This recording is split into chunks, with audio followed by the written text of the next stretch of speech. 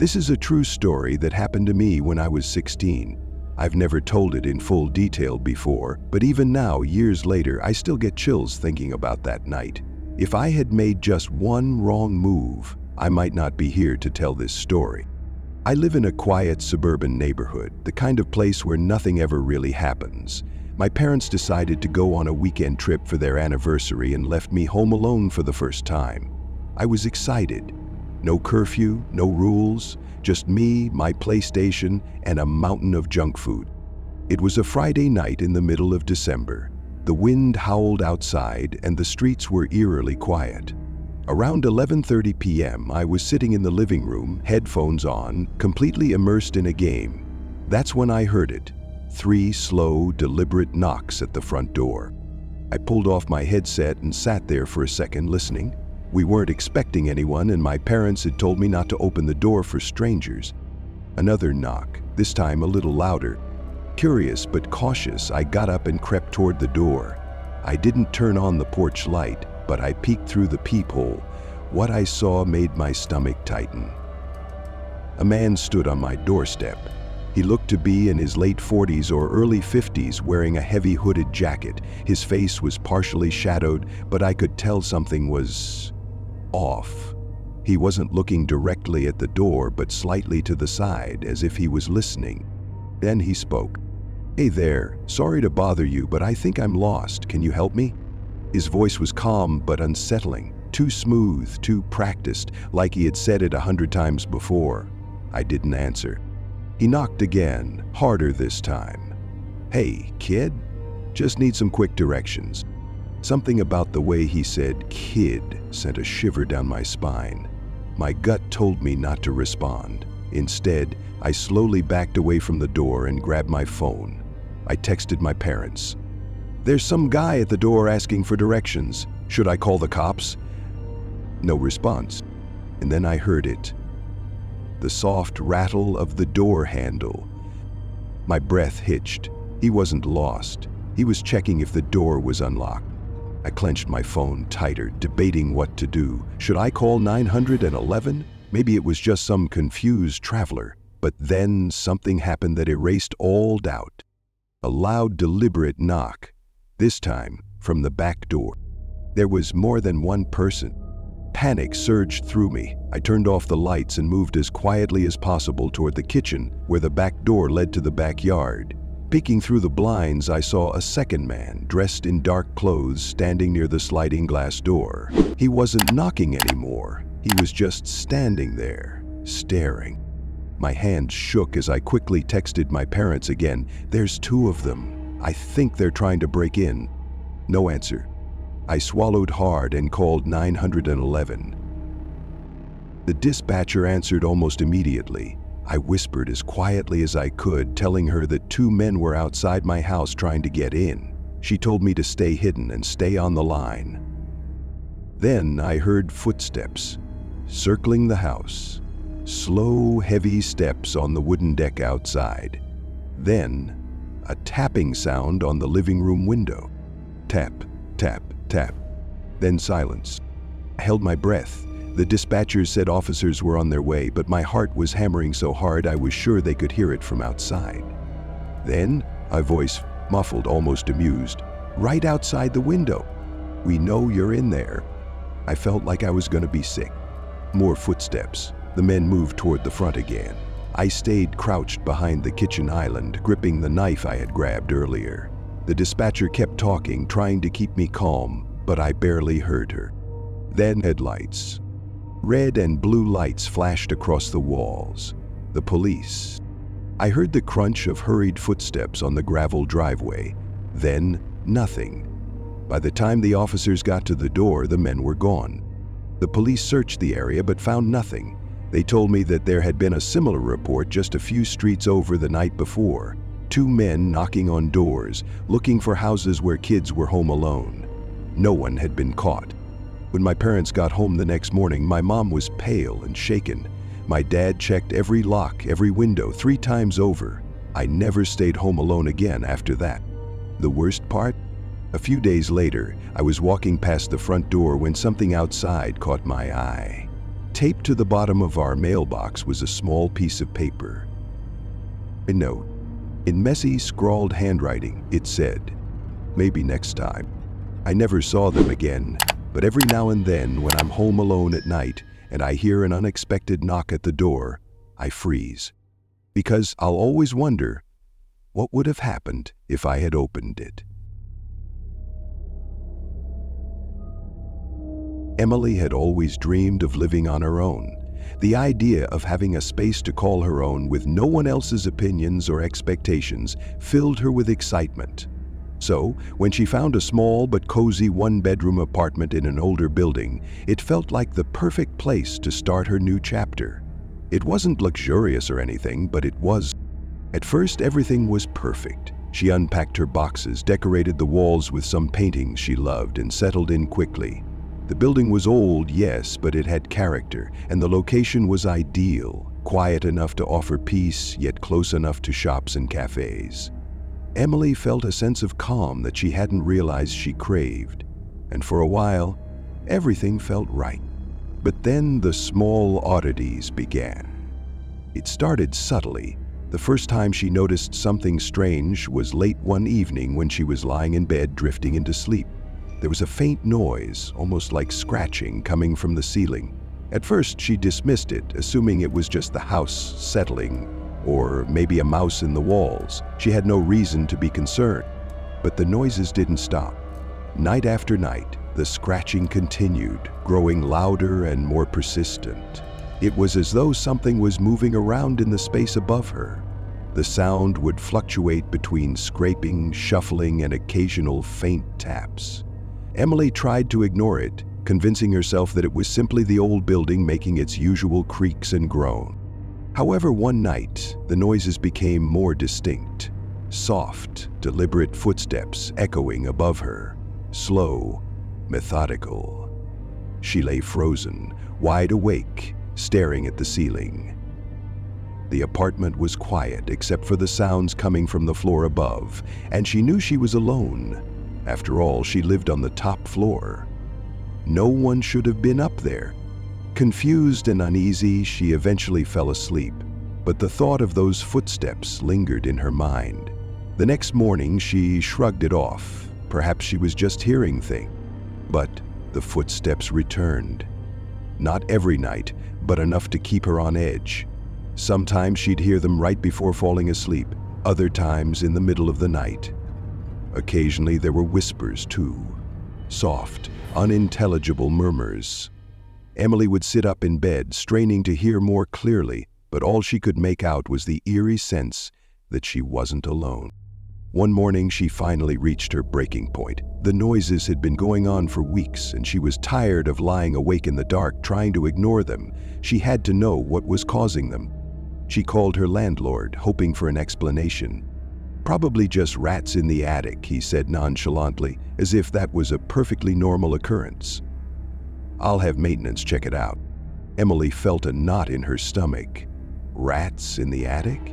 It didn't sit right with her, but she had no choice but to trust his words. The noises didn't stop, though, and a sense of unease began to settle in her chest. The scratching, the whispers. It was as though something or someone was deliberately trying to get her attention. A few more days passed without any word from the landlord, and the noises continued. Emily couldn't shake the feeling that something wasn't right. But what else could she do? It seemed like no one was taking her seriously. It was an ordinary morning when things took a turn. Emily woke up and, as she always did, walked into the kitchen to make her coffee. But something was wrong. A plate of half-eaten food sat on the counter. Her stomach twisted. She was certain she hadn't left anything out the night before. She lived alone. No one had been there to cook or eat. The door to the apartment had been locked and the windows were closed. There was no sign of forced entry. Her mind raced, but she tried to rationalize the situation. Maybe she had made the food and forgotten about it, or maybe she'd eaten something late at night in a daze. But deep down, a creeping suspicion gnawed at her.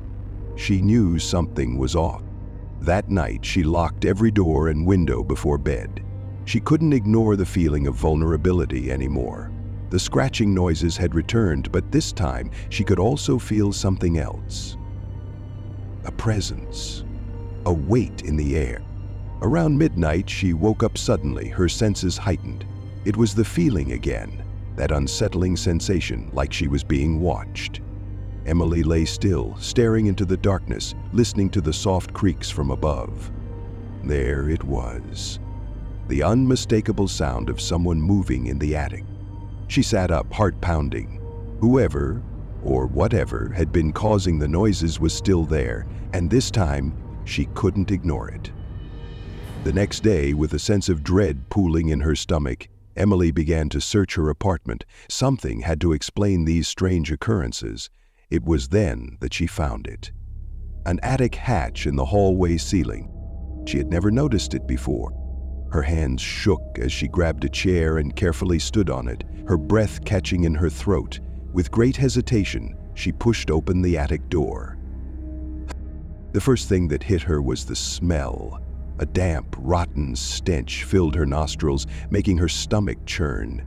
It was overwhelming, sickening, and it made her want to back away immediately. But she forced herself to look inside, her phone flashlight illuminating the space above. Her heart nearly stopped when she saw it. There, nestled in the corner of the attic, was a sleeping bag. Dirty clothes were scattered nearby, along with a pile of empty food containers, but that wasn't what made her blood run cold. It was the small hole in the ceiling just above her bed, leading directly into her room. She had no doubt in her mind now. Someone had been up there. Someone had been watching her. Her entire body went numb. Every inch of her felt frozen as she backed away from the attic, her mind spinning with the horrifying realization that someone had been living in the attic. Living there, watching her. She slammed the hatch shut and grabbed her phone, dialing 911 with trembling hands. The dispatcher's voice came through, calm but firm. "Get out of the apartment immediately. Do not go back inside until the police arrive."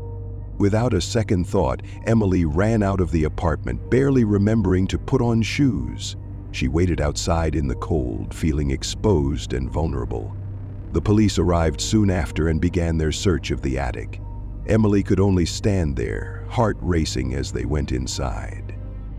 The search revealed more disturbing evidence. There were signs that someone had been living there for weeks, possibly even months. The notebook they found was the most chilling discovery. Inside the notebook were drawings, sketches of Emily, drawings of her sleeping in her bed, with eerie, intricate details. Some were crude, others alarmingly precise, but all of them featured her in vulnerable moments. But the worst part? The last drawing was a detailed sketch of her face, eyes wide open as though she had been watched while awake. The police theorized that the man had been using the attic as a secret entrance, coming down at night to watch Emily as she slept, completely unaware of his presence. They could never find out who he was, though. There were no fingerprints, no sign of forced entry into the apartment. It was as if he had simply vanished, slipping through the cracks of the building's aging structure. Emily moved out of the apartment the very next week, shaken to her core. She never found out who the man was or how he'd gotten in or where he went, but the knowledge that someone had been living in her attic, watching her without her knowledge, left an indelible mark on her psyche. To this day, Emily refuses to live alone again. She doesn't know if the man who had been watching her is still out there, waiting. Every time she's alone, especially at night, she feels a chill creep down her spine, a cold, unsettling sensation that she can't shake, like someone is still watching. The fear has never quite left her, lingering in the shadows of her mind, and no matter where she goes, there's always a small part of her that wonders, is he still out there? Samantha had always enjoyed solo trips. As a freelance writer, she often booked quiet getaways to escape the noise of city life and focus on her projects. This time, she found an Airbnb that seemed perfect, a cozy modern house in a secluded area just outside of town. It had great reviews, a fully stocked kitchen, and, best of all, complete privacy. Or so she thought. The first night was peaceful. She made tea, watched a movie, and fell asleep early. But when she woke up the next morning, something felt off. Little things. Her laptop was slightly moved from where she left it. The closet door was ajar, though she never opened it. A glass she had used in the kitchen had been shifted. At first, she chalked it up to forgetfulness. Maybe she was just imagining things, but as the day went on, an uneasy feeling settled in her chest, like she was being watched. That night, as she lay in bed scrolling through her phone, she noticed something odd. A faint red blinking light coming from the picture frame across the room. She sat up, heart pounding. She walked over to the frame and carefully removed it from the wall. There, tucked inside, was a small camera lens staring directly at her bed. Her stomach dropped. Panicked, she started searching the room. She checked the smoke detector. Nothing. The nightstand lamp? Nothing. But then she looked at the digital clock beside her bed. And there it was. Another hidden camera. Her breathing became shaky. She had been in this house for 2 nights. And someone had been watching her the entire time. Terrified, Samantha grabbed her phone and started recording as she checked the rest of the house. She moved to the bathroom and noticed the air vent looked slightly loose. With trembling hands, she stood on the toilet and peered inside. A third camera.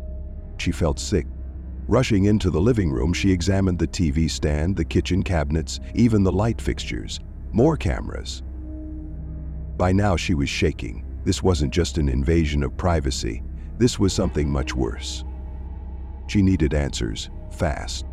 Her hands trembled as she checked the memory card in one of the cameras. She inserted it into her laptop and opened the files. The footage played back hours and hours of her stay. She saw herself cooking, reading, sleeping. But then, as she scrubbed through the footage from the night before, her breath caught in her throat. At around 2 a.m., the screen showed her sleeping, but she wasn't alone. A figure emerged from the closet. Tall, shadowy, moving with eerie slowness. He stood at the foot of her bed, watching her. She fast-forwarded. The figure stood there for minutes, motionless, just watching. Then, in a slow, deliberate motion, he reached toward her face, then stopped. After what felt like forever, he turned and disappeared back into the closet. She slammed the laptop shut and ran. Samantha didn't stop to pack her things. She grabbed her phone, her keys, and sprinted to her car. As she backed out of the driveway, she called 911. The dispatcher kept her on the line as she sped toward town, her hands white-knuckled on the steering wheel. She could barely breathe. By the time the police arrived at the Airbnb, she was already parked outside the station, shaking. The officers conducted a thorough search of the house. What they found made Samantha's skin crawl. Inside the crawl space behind the closet, they discovered a makeshift bed, food wrappers, and a pile of clothes. Someone had been living in the walls of the house. The police checked the surveillance system logs. The cameras had been installed months ago. But here's the disturbing part. The footage didn't just show Samantha. It showed dozens of guests before her. The man had been there for a long time, watching, lurking. The Airbnb host was questioned, but he denied any involvement. He claimed he had purchased the house a year ago and wasn't aware of any hidden cameras. But when police checked the guestbook records, they found something chilling. Several guests had left early. Some had written vague reviews about feeling uneasy, about hearing noises at night, about things being slightly out of place. No one had connected the dots until now. The police never found the man. The crawl space was empty. There was no sign of forced entry, no fingerprints, no way to know if he had been inside while the police searched. Samantha never returned to collect her belongings. She never booked another Airbnb again. But the story doesn't end there. A week later, she received an anonymous email. No subject, no text. Just one attachment.